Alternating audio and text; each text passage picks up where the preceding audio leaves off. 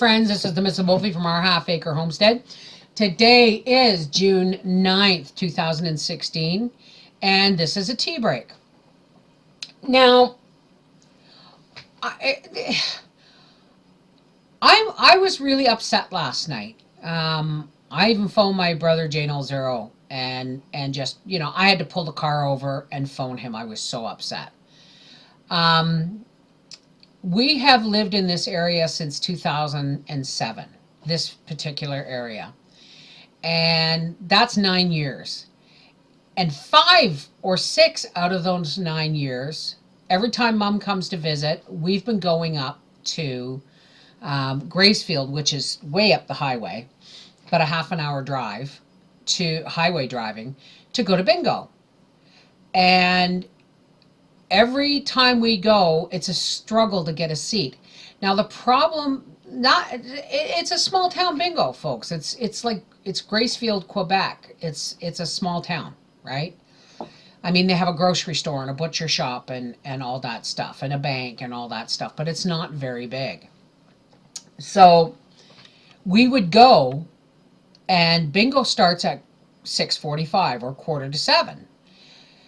And we would get there at 6:15, and we would be really hard pressed to find a seat, which is fine, So we started going a little bit earlier. And when we got there one day, we kept going earlier and earlier, and we noticed that although if you get there at 6 o'clock, the tables are only half full, but you'll notice that there are bingo sheets with a folded plastic bag on top for garbage at certain seats. And because there were people there, I just for years assumed that people were coming early and getting their tickets and buying for their friends and reserving seats for their friends around them. And I asked, I said, that's allowed? And they just shrugged their shoulders and said, well, yeah, And it's like, okay, well, so fine, whatever. So the next time, as we started going, we started noticing that there were more and more booklets in places where nobody was sitting at all. There was no coat hung on the back of the chair or a bingo bag or anything like that. And this is a publicly run bingo. Okay, it's a local publicly run bingo. I'm going to state that. So the last time we went in April, we went early. We were there at 5 o'clock. Okay, that's an hour and 45 minutes early. And we got the seat that I wanted. Now, there are no TVs in this bingo hall. And there's no machines or anything. It is just bingo. Okay? And they have a caller who sits up on the stage and she says it in French and she shows the ball because there's no TV, and then she repeats it in English. Now, I like to sit close to the caller because my French is crap and Mom's is worse. So I like to sit to the caller so that I can see the ball, practice my French, and if she says, say, oh 67, I can lean forward and murmur to Mom, that's 067. And we can daub our numbers before she even gets to the English, saying it in English. Because you have to keep caught up, especially in the first games, because they're called zip games. They're really fast.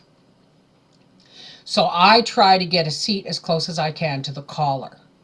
So because and Mom has vision troubles. So there's no TV cameras for her to watch. So that's why we sit as close as we can.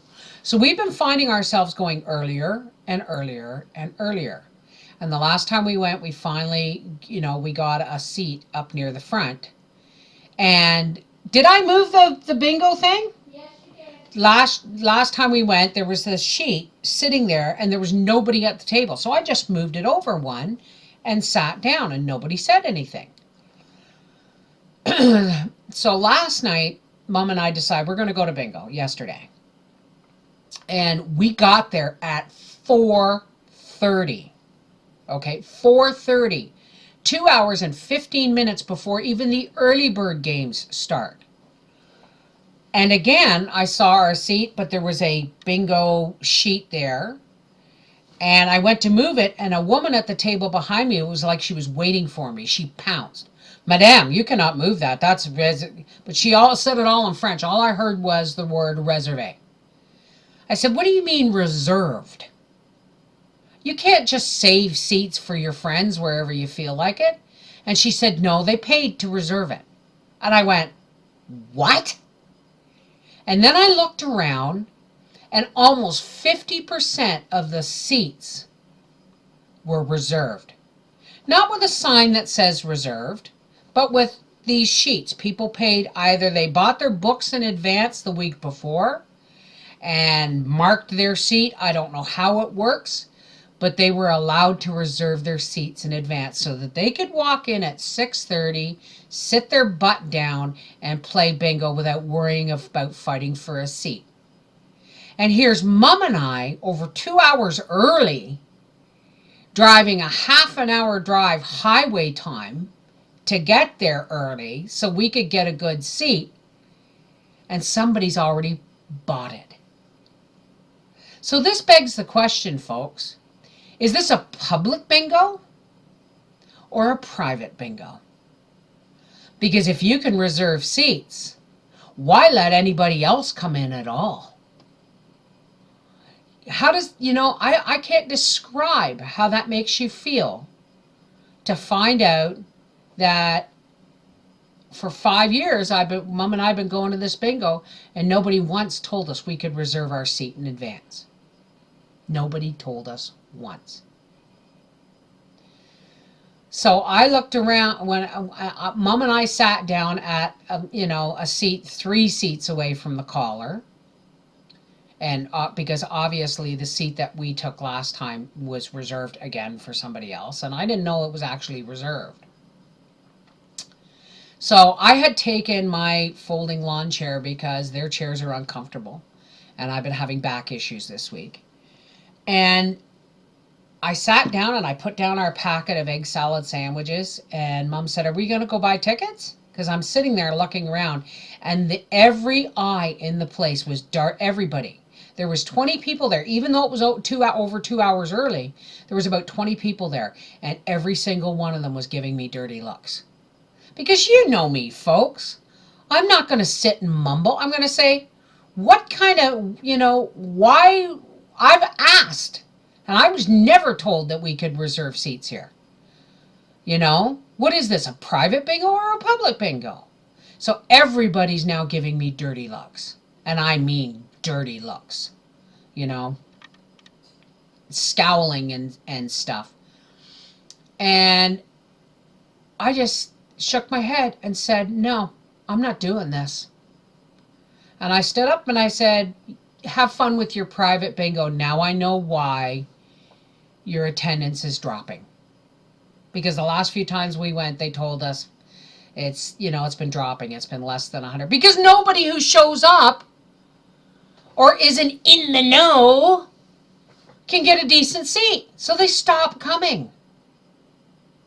So Mom and I went to the casino, blew our bingo money there. We donated there. At least with, Lottery Quebec, they make sure that they do a lot of stuff in the communities. But I was so mad. It almost felt personal. It almost felt personal. Okay, piss on it. It felt personal. Because we've been going to that bingo for a long time. We are familiar faces at that bingo.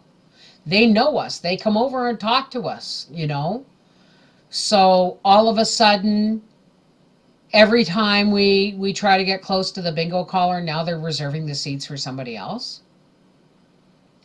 Keep your bingo.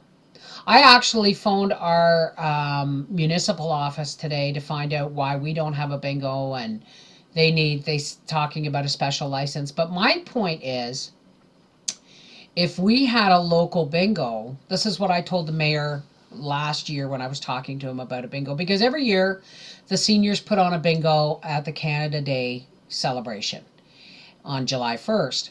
And I've asked over and again, why don't we do this like once a month? And they said, I said, why don't we have a bingo? Oh, we tried that and nobody would come and we weren't making enough money and we were losing money and yada, yada, yada. And I said, if you do it for the first 6 months, if you do it once a month and you advertise that it's only going to be once a month, people will make a point of going. Whereas if it's every week, we go, no, I don't want to go this week, we'll go next week. But if it's once a month, until people get used to going to the bingo in a new location, do it once a month and it won't cost as much and you'll have better attendance. And then you can go by the feel of the crowd, whether you should do it twice a month or go up to once a week. But I'm going to do some digging. I looked through our local Lions Club, but their website hasn't been updated in 13 years, so it says really small town here, folks. So anyway, that was really upsetting. I mean, a public game is a public game, you know. Reserving seats for a public game just doesn't seem right. I could understand it if it was a live event poker or something, but bingo? Please. It should always be first come, first serve. And if someone takes the time to show up 2 hours early to get a good seat, shouldn't they be entitled to it? That's just, it feels exclusionary. Anyway, lots of things are going on. My friend Giovanna at NorthTexasTees.com is helping me put together some giveaway packages for my 40,000 subscriber giveaway. Just kind of a thank you. I haven't figured out how I'm going to do it, whether I'm going to do, postcards or, no, not postcards, not postcards. Believe me, I have a trunk of postcards. So we'll figure something out. We'll figure something out and we'll keep you posted, but it is coming up soon. I have some exciting news, but it isn't in stone yet, so I can't really talk about it. But I can say that we are working very hard to make our half-acre homestead our half-acre plus. This is the Miss Wolfie from our half-acre homestead saying, when you take a public event and make the public feel excluded or exclusive, it's not public anymore. It's a private party. Take care. God bless.